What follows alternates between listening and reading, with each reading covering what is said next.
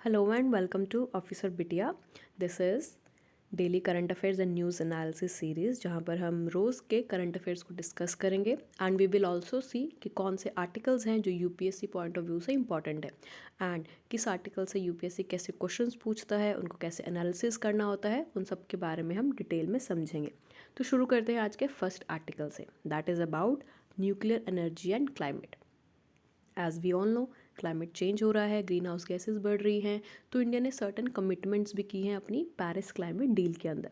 Now what we are trying to do is we are trying to shift towards renewable sources of energy, जैसे कि hydro power energy है, solar energy है, ताकि हमारा जो कोल consumption है वो कम हो सके, ताकि हमारी डिपेंडेंस जो है फॉसिल फ्यूल पर वो कम हो सके।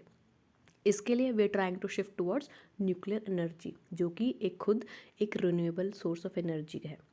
अब हम बोल रहे हैं कि रिन्यूएबल सोर्सेज ऑफ एनर्जी की तरफ जाना है, so what do you think, क्या renewable source of energy sustainable है? क्या हम उसकी डिपेंडेंस, क्या वो हमारी लॉन्ग टर्म में इफ़ेक्ट करेगी, हमें कुछ बेनिफिट देगी? तो उसी के बारे में हम समझेंगे थोड़ा सा। इसके प्रोन्स भी देखेंगे, इसके कॉन्स भी देखेंगे कि क्या फ़ायदा दे रही है या क्या इसके नुकसान है, और क्लाइमेट चेंज को ये कैसे डील कर रहा है या हमारे हेल्प कर रहा है हमारे पेरिस क्लाइमेट कमिटमेंट्स को सक्सेस होने में, उसको अटेन करने में। अभी रिसेंटली एक रिपोर्ट पब्लिश हुई है ग्लोबल कार्बन प्रोजेक्ट के द्वारा, जिन्होंने कहा है कि जो हमारा कार्बन डाइऑक्साइड का लेवल है एयर में, वो बहुत जल्दी इंक्रीज़ होता जा रहा है। वो 4.9% तक पहुंच गया है 2021 में, इस साल पहुंच गया है।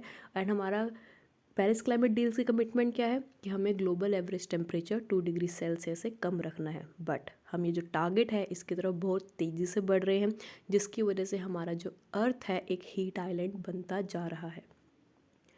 और जो हमारा मेजर सोर्स है आज के टाइम पे, जिसके ऊपर हमारी पावर जनरेट हो रही है, कौन से मेजर सोर्स के ऊपर we are dependent on coal. And coal का शेयर 40% से राइज हो चुका है।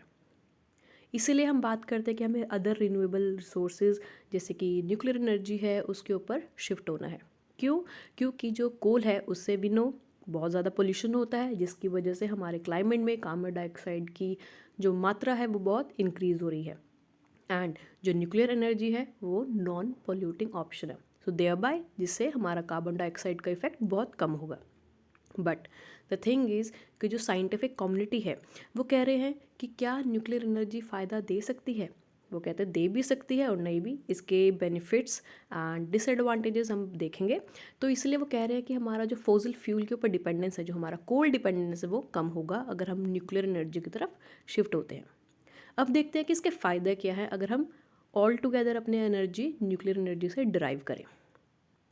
वो कहते हैं कि जो न्यूक्लियर एनर्जी है वो नॉन इंटरमिटेंट पावर सप्लाई है। जैसे कि अगर विंड एनर्जी है वो कब जनरेट होगी, जब हवा चलेगी। सोलर एनर्जी है वो कब जनरेट होगी, जब हमारे पास ब्राइट सनलाइट होगी। अब कभी ऐसा भी होता है, कभी हवा नहीं चल रही होती या कभी क्लाउडी वेदर होता है, तो उस केस में क्या हमारा renewable energy from wind and solar sustainable है? तो वो नहीं है, क्योंकि वो लंबे समय तक नहीं रहता। लेकिन न्यूक्लियर एनर्जी के केस में ऐसा कोई सीन नहीं है, बिकॉज वहाँ पर पावर के ऊपर ही हमारी जो एनर्जी है वो प्रोड्यूस होगी। वहाँ पर ऐसा तो नहीं है कि सन आएगा, धूप आएगी, तभी हम एनर्जी प्रोड्यूस करेंगे। तो इसलिए न्यूक्लियर एनर्जी लॉन्ग टर्म में सस्टेनेबल है। और जो कॉस्ट है, अगर हम बात करें इंस्टॉलेशन कॉस्ट की या फिर ओवरऑल कॉस्ट की, जिसमें हम रेडियो एक्टिव डिस्पोजेबल की भी बात कर रहे हैं, तो वो बहुत कम होती है as comparative to coal plant and gas cycle plant. तो इसलिए भी न्यूक्लियर एनर्जी के ऊपर हम जा सकते हैं। ऑल्सो जो न्यूक्लियर एनर्जी है वो हमें हेल्प करेगा पेरिस क्लाइमेट डील में जो हमारे टारगेट्स हैं उसको अटेन करने में।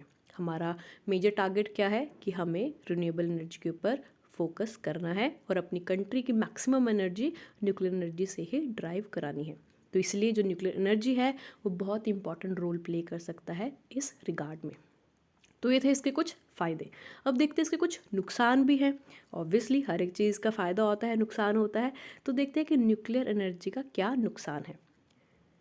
वो कहते हैं कि हम बोल तो रहे हैं कि न्यूक्लियर एनर्जी से कार्बन डाइऑक्साइड का एमिशन कम होता है, लेकिन अगर हम प्लांट जब से इंस्टॉल होता है और जब तक वो रहता है ड्यूरिंग हिज लाइफ टाइम, तब तक बात करें तो जो भी एनर्जी, जो भी गैसेस प्रोड्यूस हो रही है, वो बहुत ज़्यादा कार्बन डाइऑक्साइड एमिट कर रही हैं। और एक रिपोर्ट भी जनरेट हुई थी, रिलीज़ की गई थी यूएन के द्वारा। कौन सी रिपोर्ट थी? Intergovernmental panel on climate change, जिन्होंने कहा है कि जो न्यूक्लियर एनर्जी पावर प्लांट्स हैं उनसे भी काफ़ी ज़्यादा 3.7 to 110 grams of carbon dioxide emit होती है, चाहे वो जब हम कंस्ट्रक्ट कर रहे होते हैं न्यूक्लियर पावर प्लांट तब होती है, एंड जो पहले डेवलप हो चुके हैं इस डिकेड से पहले उसमें बहुत ज़्यादा कार्बन डाइऑक्साइड एमिट हो रही है, जिसकी वजह से हमारा इन्वायरमेंट हार्म हो रहा है and thereby they are helping in increasing greenhouse gases. वो ये भी कह रहे हैं कि जो इंस्टॉलेशन कॉस्ट होती है न्यूक्लियर पावर प्लांट की वो भी बहुत ज़्यादा होती है, और जैसे कि सोलर पावर प्लांट्स की बात करें उसमें फोटोवोल्टिक सोलर पैनल्स लगे होते हैं, या विंड और हाइड्रोजन पावर्स में उनके विंड मिल्स लगे होते हैं, तो उनकी कॉस्ट कंपैरेटिवली कम होती है जितनी हमारी कॉस्ट एक न्यूक्लियर पावर प्लांट को बनाने में कंस्ट्रक्ट करने में होती है, क्योंकि इनके जो न्यूक्लियर पावर प्लांट है 4 टाइम्स एक्सपेंसिव होती है इसकी कॉस्ट, एंड अगर हम कोई बिल्डिंग भी कंस्ट्रक्ट करते हैं तो it normally takes 2 to 3 years to get completed। तो similarly in the case of nuclear energy also इसमें हमारे पास 5 गुना ज़्यादा टाइम लगता है इंस्टॉलेशन में उसको कंप्लीट होने में, जिसकी वजह से हमारी इन्वेस्टमेंट बहुत ज़्यादा है। ऑल्सो एक मेन रीज़न ये भी है, जैसे सोलर एनर्जी है या विंड एनर्जी है उसमें क्या होता है डायरेक्टली इलेक्ट्रिसिटी जनरेट हो जाती है एंड साथ के साथ लोगों तक पहुंचाई भी जा सकती है, लेकिन न्यूक्लियर एनर्जी के केस में ऐसा नहीं होता क्योंकि यहाँ पर कॉस्ट बहुत ज़्यादा होती है, हाई इनपुट्स चाहिए होते हैं जो कि एनर्जी को मेन बेनिफिशरीज तक पहुँचाने में टाइम लेते हैं। So these are the negatives of nuclear energy.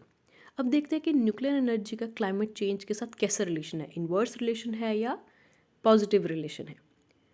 अब कहते हैं कि जब गर्मियाँ बढ़ रही हैं, अब हमने बोला कि क्लाइमेट चेंज हो रहा है जिसकी वजह से कार्बन डाइऑक्साइड की मात्रा अर्थ में या हमारी जो एयर है उसके अंदर इंक्रीज़ हो रही है, जिस वजह से जो न्यूक्लियर एनर्जी पावर प्लांट्स है वो वर्क नहीं करते ज़्यादा गर्मी में, तो हमारे पावर प्लांट्स को बंद करना पड़ता है कुछ टाइम के लिए, और अगर हम बंद कर रहे हैं तो इट मीन्स उनका कोई यूज़ नहीं है, तो इसलिए हमारी जो कॉस्ट है वो भी वेस्ट हो गई। सेकेंडली जो हमारे न्यूक्लियर पावर प्लांट्स हैं वो डिपेंड हैं वाटर सोर्सेज पर, उनको पानी चाहिए ताकि जो उनका रेडिएटर है उसको कूल डाउन कर सके। अब पानी कहाँ से आएगा, पानी आएगा जो आसपास की कोई नदी है रिवर है वहाँ से आएगा, जिसकी वजह से इफ़ेक्ट हो रहा है ड्राइंग अप ऑफ रिवर्स, जो हमारी नदियाँ हैं पानी है उनका सूख रहा है और वो ख़त्म हो रही हैं, तो ये भी एक तरह से नेगेटिव ही है। मोरोवर अगर nuclear power plant construction company में जो भी हमारा पावर प्लांट है उसके अंदर कोई मिसहैप हो जाए, क्योंकि इतने सारे डिज़ास्टर्स हो चुके हैं ऑलरेडी, पहले भी हो चुके हैं, जैसे कि 3 माइल आइलैंड हुआ था 1979 में, शर्नोबिल हुआ था 1986 में, एंड फुकुशिमा हुआ था 2011 में जो कि लेटेस्ट है और बहुत डिज़ास्ट्रस भी था। Also the main important reason कोई भी पावर प्लांट कंस्ट्रक्ट होता है उसके लिए हमें लैंड चाहिए होती है, लैंड चाहिए होती है मतलब कि हमारे जो लोकल विलेजर्स हैं या जो भी लोकल कम्युनिटी वहाँ पर रह रही है उसको अपनी ज़मीन खाली करनी है, खाली कर रहे तो अपना उनका सोर्स ऑफ लाइवलीहुड जा रहा है और हर एक चीज़ ख़राब हो रही है।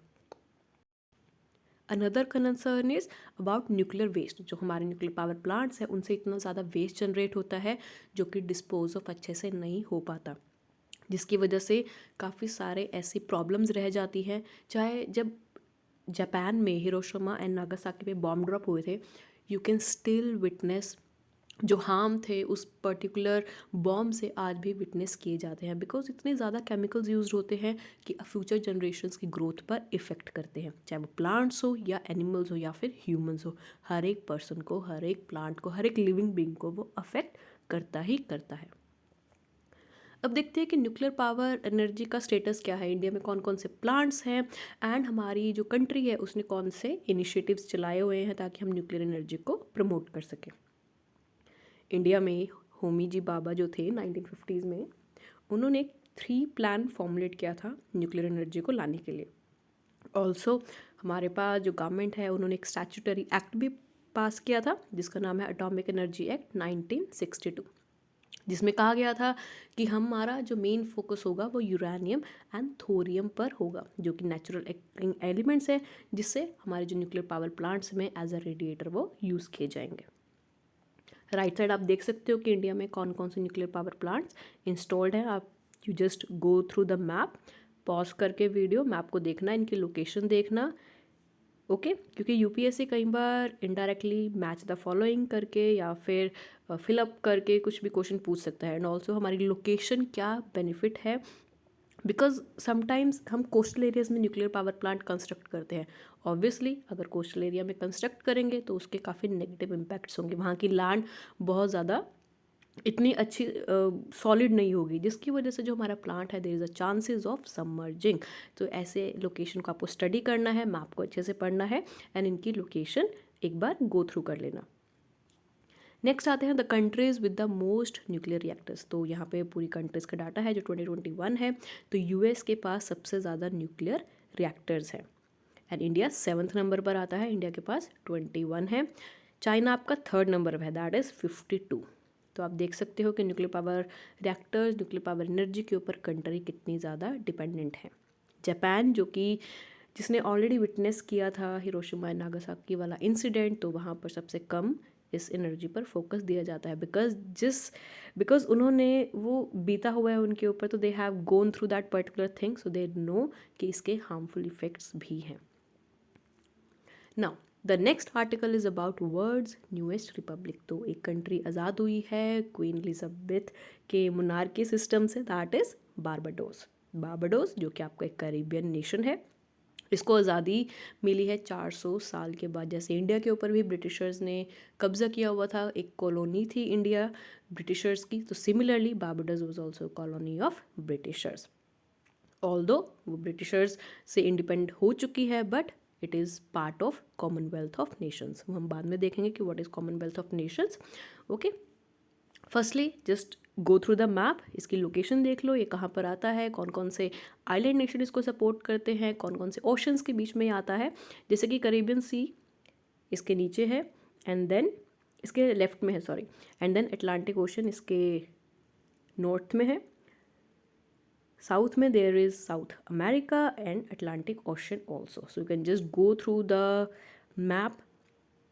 जो हमारी इसके बारे में कुछ लोकेशन वाइज पढ़ते हैं। जो बारबाडोस है एक स्मॉल आइलैंड नेशन है साउथ ईस्टर्न कैरिबियन सी में, और इसके काफ़ी सारे नेबर्स भी हैं, जैसे कि Saint Lucia to the north, Saint Vincent and the Grenadines to the west and Trinidad and Tobago to the south.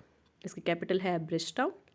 इसको इंडिपेंडेंस मिली थी 30th of November 1966 में। तो इसके लीडरशिप प्राइम मिनिस्टर के बारे में दिया हुआ है, that is not important from UPSC point of view, but हाँ फ्रॉम स्टेट सिविल सर्विसेज कुछ स्टेट्स ऐसे डायरेक्ट क्वेश्चंस पूछ लेती हैं, because Barbados is in news, तो पूछ सकते हैं डायरेक्टली कि उसका प्राइम मिनिस्टर करंटली कौन है। तो Mia Amor Mottley is his current prime minister. जो बारबाडोस है वो पार्ट है कैरीकोम का, CARICOM that is Caribbean community, जिसको फॉर्म किया गया था 1973। तो एक कैरिबियन नेशंस की एक तरह से अपनी एसोसिएशन है जिसका बारबाडोस भी पार्ट है। अब इसकी थोड़ी हिस्ट्री देखते हैं। जो हिस्ट्री थी बारबाडोस की, वो सबसे पहली इंग्लिश कॉलोनी बनी थी 1625 में, और ये ब्रिटिश एम्पायर का पार्ट थी, that we have already discuss 400 सालों से। बारबाडोस की हिस्ट्री ऐसी थी कि एक ट्रेड लिंक था, बिकॉज आइलैंड नेशन था। अगर वेस्ट से या ईस्ट में या ईस्ट टू वेस्ट कोई ट्रेड हो रहा है तो यहाँ पर स्लेव्स का एक्सचेंज होता था, ट्रेड भी किया जाता था, लेबर भी लगाई जाती थी, लोगों को बहुत बुरी तरीके से रखा भी जाता था। तो एक तरह से ये चैनल की तरह काम कर रहा था ब्रिटिश नेशंस की। उन्होंने काफ़ी सारे लोगों को एक्सप्लॉइट भी किया है, और जो छोटे छोटे कॉलोनीज़ बनाई थी उन्होंने आइलैंड नेशन में, उसका बहुत फ़ायदा उठाया है। अब किसी भी कंट्री का बहुत डिफ़िकल्ट होता है अपनी कॉलोनी से इंडिपेंडेंस लेना, and that is a major factor. अब हम कोई भी न्यूज़ में कोई भी कंट्री आ रही है तो हम उसके रिलेशन इंडिया से ज़रूर देखते हैं, ताकि हमें पता चले कि इंडिया के पर्टिकुलर कंट्री, चाहे वो कितनी भी छोटी हो कितनी भी बड़ी हो, India is trying to establish its relation with any country. तो हम देखते हैं कि इंडिया और बारबाडोस के क्या रिलेशन थे।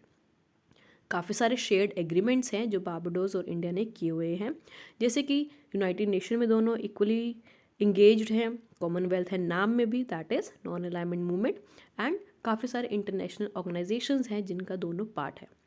बारबाडोस ने इंडिया का इंटरनेशनल सोलर अलायंस, जो कि प्रोग्राम है जहाँ पर बात की जा रही है कि हमारी जो एनर्जी है वो सोलर एनर्जी से ही आनी चाहिए, बारबाडोस ने इसको रेटिफाई किया था जनवरी 2021 में।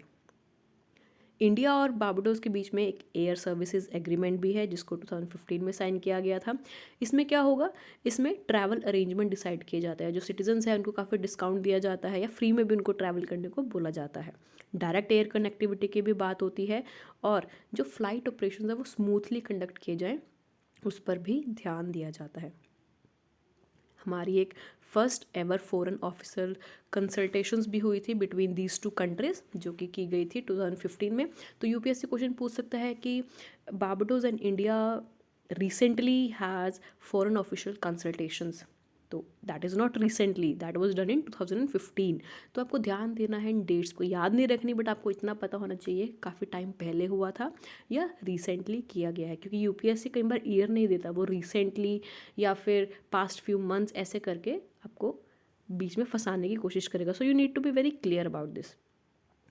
जो बारबाडोस है उसने इंडिया का काफ़ी सपोर्ट किया है, यूनाइटेड नेशन में इंडिया की सपोर्ट किया है वहाँ पर उसको परमानेंट सीट दिलाने में, चाहे वो परमानेंट हो या फिर नॉन परमानेंट सीट हो। और उसने G4 नेशंस में भी, जो G4 रेजोल्यूशन आया था उसमें भी सपोर्ट किया है। Now what is G4 resolution? G4 resolution 4 countries हैं। कौन कौन सी कंट्रीज़ हैं? Brazil, Germany, India and Japan. जो ये 4 कंट्रीज़ हैं ये एक दूसरे को सपोर्ट करते हैं कि इनको यूनाइटेड नेशन सिक्योरिटी काउंसिल में सीट दी जाए। एंड बारबाडोस भी इसका एक्टिव सपोर्टर है। तो यहाँ पर पता चलता है जो बारबाडोस है छोटे से कंट्री है लेकिन वो भी इंडिया का सपोर्ट कर रहा है। तो India has a good responsibility और गुड ऑरा जो इंटरनेशनल फ्लोरा में हमें देखने को मिलता है, क्योंकि हमारे जो P5 नेशन है, परमानेंट 5 नेशंस है सिक्योरिटी काउंसिल्स में, वो वीटो कर देते हैं और इंडिया को परमानेंट सीट नहीं दे पाते। These 5 nations are nuclear powered states. तो आप कमेंट में मेंशन करना कि कौन कौन सी 5 परमानेंट स्टेट्स हैं जो कि यूनाइटेड स्टेट्स काउंसिल के मेंबर हैं। अब इन दोनों कंट्रीज़ के रिलेशन के बारे में तो हम बात कर रहे हैं, तो इनका ट्रेड भी देखते हैं, क्योंकि यूपीएससी में कई बार क्वेश्चन आता है describe the relation between India and Barbados. तो आपको you just don't have to write कि उन्होंने कौन से एग्रीमेंट साइन किए हैं या फिर उनकी हिस्ट्री क्या थी, क्योंकि इनका सेम हिस्ट्री है, कॉलोनी थी दोनों। एंड वी हैव सीन कौन कौन से एग्रीमेंट साइन किए हैं। अगर आप उसमें डाटा डाल देते हो, फैक्चुअल कुछ याद रह जाता है आपको, तो that will give you +1 and 1 mark बहुत मैटर करता है यूपीएससी में। तो यहाँ पर उनका एक्सपोर्ट इम्पोर्ट्स का दिया हुआ है कि कौन कौन से जो प्रोडक्ट्स हैं उसमें डील किया जाता है एंड कितना इनका अमाउंट है, कितने हम $US में ट्रेड करते हैं। ऑल्सो हमारा सॉफ्ट कल्चर जो है, चाहे वो बॉलीवुड है चाहे वो स्पोर्ट्स है, उसमें भी दोनों कंट्रीज एक्टिवली पार्टिसिपेट करती हैं। वी नो इंडिया में क्रिकेट कितना फेमस है, सिमिलरली बारबाडोस में भी काफ़ी ज़्यादा फेमस है और वहाँ के क्रिकेटर्स इंडियन प्रीमियर लीग के मेंबर भी हैं। जो इंडियन कम्युनिटी है उसके अराउंड 2500 लोग members citizens are settled in Barbados. That is major thing कि एक छोटे से कैरिबियन नेशन में हमारे इंडियंस वहाँ जाकर सेटल हैं और वहाँ के उन्होंने लोकल नेशनलिटी भी अक्वायर की गई है। Alright, so that is about this particular bilateral relation. अब देखते हैं Commonwealth of nation. What is Commonwealth of nation? Commonwealth of nation basically एक तरह से इंटरनेशनल ऑर्गेनाइजेशन है, इंटरगवर्नमेंटल ऑर्गेनाइजेशन है, जो कि उन मेंबर्स की बनी हुई है जो पहले ब्रिटिश के अंडर थे, जो ब्रिटिश एम्पायर के अंडर में आते थे। तो उन्होंने एक अपना एक तरह से नेशन बना लिया, एक अपनी तरह से ऑर्गेनाइजेशन डेवलप कर दी गई है। और इन कब बना था? लेट बना था लंदन डिक्लेरेशन के थ्रू इन 1949। जब इंडिया इंडिपेंडेंट हुआ था उसके 2 साल बाद इसको बनाया गया था। और इसकी हेड ऑब्वियसली क्वीन एलिजाबेथ थी। और इसके करंट मेंबर्स हैं दैट इज़ 54 कंट्रीज़। एंड जो इसमें बेसिकली ऑर्गेनाइजेशन है वो कैसे काम करती है कि इसमें फ्री इक्वल वॉलंटरी कॉपरेशन किया जाता है, एक दूसरे की बात सुनी जाती है और एक तरह से सहमति पर डिसीजंस भी लिए जाते हैं। काफ़ी सारी इकनॉमीज़ हैं डेवलप्ड, चाहे वो अंडर डेवलप्ड, इस पर डिपेंडेंट है। जो लास्ट कंट्री थी जिन्होंने कॉमनवेल्थ को ज्वाइन किया था that was Rwanda, that was in 2009। जो कॉमनवेल्थ ऑफ हेड्स है इनकी जो मीटिंग भी रखी जाती है बाई एनुअली, जितने भी मेंबर्स हैं कंट्रीज़ हैं उनका एक हेड आता है और इस मीटिंग में पार्टिसिपेट करता है। क्वेश्चन ये भी आ सकता है कि what is the relevance of Commonwealth of Nations in today's era, because अब कोई कॉलोनी बहुत कम कॉलोनीज़ हैं, बट क्या ये वैलिड है, रेलेवेंट है, या अभी भी उनको इंडिपेंडेंट मिलना चाहिए? तो you just have to think from some of bit of analytical point of view. तो you can just go through, एक बार इस टॉपिक को पढ़ना, अच्छे से सर्च करना, देन यू विल गेट सब क्लैरिफिकेशन। यहाँ पर मैप में आप देख सकते हो, वीडियो को पॉज करके, कौन कौन सी कंट्रीज जो पहले ब्रिटिशर्स के अंदर थी। Okay, now next comes the Acro scheme. Acro scheme है जो पहले ऑलरेडी लॉन्च थी, लेकिन गवर्नमेंट ने इसको अगले 5 सालों के लिए एक्सटेंड कर दिया गया है। What is the full form of across? ये स्टेट सिविल सर्विसेज में पूछा जाता है कि एक्रोस स्कीम है तो उसकी फुल फॉर्म क्या है? That is atmosphere and climate research modelling observing systems and services. अब देखते हैं कि ये जो स्कीम है ये हेल्प कैसे करेगी। ये जो स्कीम है बेसिकली, अब डिज़ास्टर्स इतने ज़्यादा हो रहे हैं क्योंकि क्लाइमेट चेंज इतना हो रहा है, साइक्लोन्स डेवलप हो रहे हैं। जब ओशन वार्म अप होगा तो ऑब्वियसली साइक्लोन्स आएंगे, टाइफून्स आएंगे, काफ़ी ज़्यादा अपहेवल्स आएंगे ओशंस में, वाटर राइज होगा, जिसकी वजह से कोस्टल एरियाज़ है सबमर्ज होंगे और पूरा लाइवलीहुड को हार्म करेंगे, ह्यूमन लाइफ को इम्पैक्ट करेंगे, एनिमल्स को इम्पैक्ट करेंगे, प्लांट्स को भी इम्पैक्ट करेंगे। तो हर एक चीज़ यहाँ पर इम्पैक्ट होगी। और जो एक्रोस स्कीम है ये एक तरह से आपका प्रेडिक्शन सिस्टम है जो बताएगा कब एक्सेस रेनफॉल होगी, थंडरस्टॉर्म कब होगा, तो आपको एक तरह से वार्निंग देगा पहले ही, और जिससे क्या होगा, काफ़ी ज़्यादा एम्प्लॉयमेंट भी जनरेट की जाएगी। जो साइंटिफिक और हमारे टेक्निकल टैलेंट है, चाहे वो एडमिनिस्ट्रेटिव हो, ये सारे आइडल हैं, तो इन सबको हम एम्प्लॉयमेंट दे रहे हैं, तो that will help in government scheme also, और हमारी एम्प्लॉयबिलिटी में भी हेल्प करेगा। हमारा जो यूथ है इंडिया के पास इतना ज़्यादा डेमोग्राफिक डिविडेंड है आज के टाइम में, so that will be channelised into this scheme. Also जो गवर्नमेंट ने कृषि विज्ञान केंद्र भी लॉन्च किए थे, किस पर्टिकुलर ऑर्गेनाइजेशन के अंदर आते हैं कृषि विज्ञान केंद्र? They come under in the ICAR, and जो इनमें भी जो लोग हैं वो भी यहाँ पर जुड़ जाएंगे और इसका स्कीम में हेल्प करेंगे। जो स्कीम है it comes under the ministry of earth sciences. ये एक तरह से एक अम्ब्रेला स्कीम है जिसके अंदर 8 कंपोनेंट्स हैं। तो एक देखते हैं, एक 8 कंपोनेंट्स है जो एक स्कीम के अंदर आ रहे हैं। तो बेसिकली स्कीम मास्टर स्कीम है, पैन इंडिया स्कीम है, जिसके अंदर काफ़ी सारे छोटे छोटे कंपोनेंट्स को लेकर आया गया है कि ये क्या क्या करेगी, कौन कौन सी चीज़ों पर ध्यान देगी। जैसे कि commissioning of polarimetric Doppler weather radars, upgradation of forecast system, atmospheric observation network, numerical modeling of weather and climate, monsoon mission, monsoon connection, clouds and climate change, high performance computing system। तो ये सभी जो elements हैं, ये जो सभी components हैं, इस पर्टिकुलर स्कीम में सबमर्ज हो जाएंगे। और जो स्कीम है इन पर्टिकुलर चीज़ों को ध्यान में रखकर बनाई गई है ताकि वेदर प्रेडिक्शन अच्छे से एग्जैक्ट हो सके। जो इसकी इम्प्लीमेंटेशन है वो मिनिस्ट्री ऑफ अर्थ साइंसेज करेगी, लेकिन इसमें 3-4 मिनिस्ट्रीज, 3-4 डिपार्टमेंट्स और आ रहे हैं जो कि इस particular ministry, that is the ministry of earth sciences को हेल्प करेंगे। UPSC कहीं पर पूछता है कि the crow scheme is implemented by Ministry of Earth Sciences only. No, that statement is wrong because it is not only Ministry of Earth Sciences but also many other departments are also included. That are Indian Meteorological Department, Indian Institute of Tropical Meteorology, National Center for Medium Range Weather Forecasting, and Indian National Center for Ocean Information Services, INCOIS. So these are the departments, these are the institute centres जो कि इस particular scheme को implement करने में help करेंगे।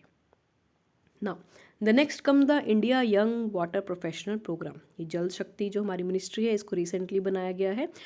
ये particular ministry एक scheme लेकर आई है जो कि हेल्प करेगी इंडिया वाटर प्रोफेशन को बनाने में। तो हम देखेंगे क्या इससे हेल्प करेगी एंड किसको इससे फ़ायदा होगा।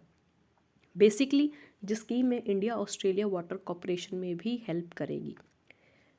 इस स्कीम का मेन एम है कि हमें वाटर लीडर्स प्रोड्यूस करने हैं। This is a new term, water leaders, that you can use in your mains answer and you can fetch 1 extra marks for this. अब इस स्कीम के बारे में थोड़ा सा देखते हैं। जो स्कीम है India young water professional programme, ये नेशनल हाइड्रोलॉजी प्रोजेक्ट का पार्ट है और ऑस्ट्रेलिया इंडिया वाटर सेंटर इस पर्टिकुलर स्कीम को इम्प्लीमेंट करेगा। बेसिकली यहाँ पर हम ऐसे लोगों को इन्वॉल्व करेंगे जो कि इंगेज करेंगे कि वाटर को कैसे बचाना है, मॉडल्स लेकर आएंगे, उनको ट्रेनिंग दी जाएगी, उनको सिखाया जाएगा। बिकॉज जो पानी है that is a very useful resource. Human body is itself made of water, 70% of water. Even our earth has 70% of water. तो जो हमारी कंट्री है, पानी ख़त्म होता जा रहा है. We know fresh water resources are declining. तो उसी पर फोकस किया जा रहा है कि कैसे हमें पानी को ध्यान से यूज़ करना है. इसके लिए 720 फ्रेमवर्क लिया गया है. 720-10 70% जहाँ पर काम होगा कि एक्सपीरियंस को डेवलप किया जाए, 20% एक्सपोजर को, एंड 10% एजुकेशन जहाँ पर आपको फॉर्मल ट्रेनिंग दी जाएगी. यहाँ पर जेंडर इक्वालिटी और डाइवर्सिटी पर भी ध्यान जाएगा ताकि जितने भी मेंबर्स हैं सोसाइटी के, इंडिया की इतनी डाइवर्स सोसाइटी है, सबको लेकर आया जाए. बेसिकली ये जो स्कीम है ये आउटकम ओरिएंटेड है. यहाँ पर कुछ टूल्स हैं, स्पेसिफिक टूल्स, टेक्निक्स हैं, उनको यूज़ किया जाएगा और जो पार्टिसिपेंट्स हैं उनको अच्छे से सिखाया जाएगा कि कैसे आपको स्ट्रैटेजी को डेवलप करना है. उनको ट्रेनिंग भी दी जाएगी. जो हमारा इसका सेकंड पार्ट है, सेकंड सेशन है, that will be plan for the 2022 year. तो अभी फर्स्ट सेशन चल रहा है, इसका फर्स्ट फेज़ में चल रहा है. बाद में इसका सेकंड फेज़ भी लॉन्च किया जाएगा अगर हमारा फर्स्ट फेज़ सक्सेसफुल हो जाता है. इस पर्टिकुलर स्कीम का एम क्या है? एक तरह से स्ट्रक्चर्ड फ्रेमवर्क बनाना ताकि कैपेसिटी बिल्ड हो सके. एक तरह से लॉन्ग टर्म इन्वेस्टमेंट है. अगर हम आज किसी लीडर को ट्रेन करते हैं, किसी पर्सन को, तो फ्यूचर में लीडर बनकर आएगा and that leader will always be beneficial for the country. यहाँ पर वाटर प्रोफेशनल बनाए जाएंगे, उनको स्किल दी जाएगी, नॉलेज दी जाएगी कि कैसे बात करनी है, उनको बिहेवियरल इनकलकेशन होगा एंड नेटवर्क्स भी क्रिएट किए जाएंगे ताकि इंडिया के वाटर रिसोर्सेज मैनेजमेंट में उनका कंट्रीब्यूशन हो सके. यहाँ पर जो बैरियर्स होते हैं सरफेस और ग्राउंड वाटर में, क्योंकि हमारा जो मेन फोकस होता है रिवर्स पर, रिवर इंटरलिंकिंग हम कर रहे हैं, तो हमारा सर्विस वाटर पर हम ध्यान दे रहे हैं, बट वी आर फॉरगेटिंग कि जो ग्राउंड वाटर है वो भी तो ख़त्म होता जा रहा है. तो एक तरह से बीच में जो डिवाइड है उनको भी ख़त्म करने की बात की जा रही है ताकि होलिस्टिक वे से वाटर रिसोर्स मैनेज हो सके. Now the last article for today is the rise of narco terrorist state. अब टेररिज्म सबसे ज़्यादा बढ़ रहा है and that is in western Asian Nations, that is Pakistan, Afghanistan. ये मेजर कंट्रीज़ है जहाँ पर हमारा फोकस होता है एंड इंडिया के नेबर्स हैं तो ऑब्वियसली दे अट्रैक्ट अटेंशन. अब क्या हुआ है, जो अफगानिस्तान है वहाँ पर सबसे ज़्यादा ओपीएम की खेती की जा रही है. That is illegal crop and illegal production किया जा रहा है. वी नो अभी recently Taliban, that is terrorist group, उन्होंने अफ़गानिस्तान को कैप्चर कर लिया है एंड वहाँ पर वो काफ़ी ज़्यादा रेवेन्यू भी जनरेट कर रहे हैं फ्रॉम दिस इलीगल क्रॉप, जिसकी वजह से इंडिया में स्मगलिंग हो रही है और इंडिया में काफ़ी ज़्यादा कंसाइनमेंट्स भी इस पर्टिकुलर कंट्री से मिला है हमें. तो that is very bad news. तो यहाँ but the thing that matter is कि हमारे लिए इम्पॉर्टेंट है अफ़गानिस्तान की लोकेशन. तो हमें देखना है कि अफ़गानिस्तान की लोकेशन कहाँ पर है, किस किस कंट्री को बॉर्डर कर रहा है. तो यहाँ पर हम देख सकते हैं Tajikistan, Uzbekistan, Turkmenistan, Iran, Pakistan, इधर इंडिया और चाइना. तो कंट्रीज़ को ये बॉर्डर कर रहा है, अराउंड 7 कंट्रीज़ को. ठीक है, तो अफगानिस्तान इंडिया को भी टच करें, चाइना को भी आपको ध्यान रखना है बिकॉज बहुत माइन्यूट बॉर्डर है जहाँ पर ये इंडिया और चाइना को टच करता है. All right, so this is all about today's lesson, today's article. I hope you enjoy it. So thank you so much for watching this particular session. And अगर आपको कोई डाउट है तो आप हमें कमेंट सेक्शन में लिख कर बता सकते हो. एंड ऑल्सो आप अपने आप को रजिस्टर करा सकते हो ऑफिसर बिटिया पर. एंड अगर आपके कोई क्वेरी है तो आप info@officerbitia.com पर डायरेक्टली सेंड कर सकते हो. अगर आपको रेगुलर डेली प्रैक्टिस क्वेश्चंस चाहिए तो हम आपके मेल आईडी पर क्वेश्चन सेंड कर देंगे based on today's current affairs and you can directly submit your answer for evaluation. Okay, so thank you so much and all the best.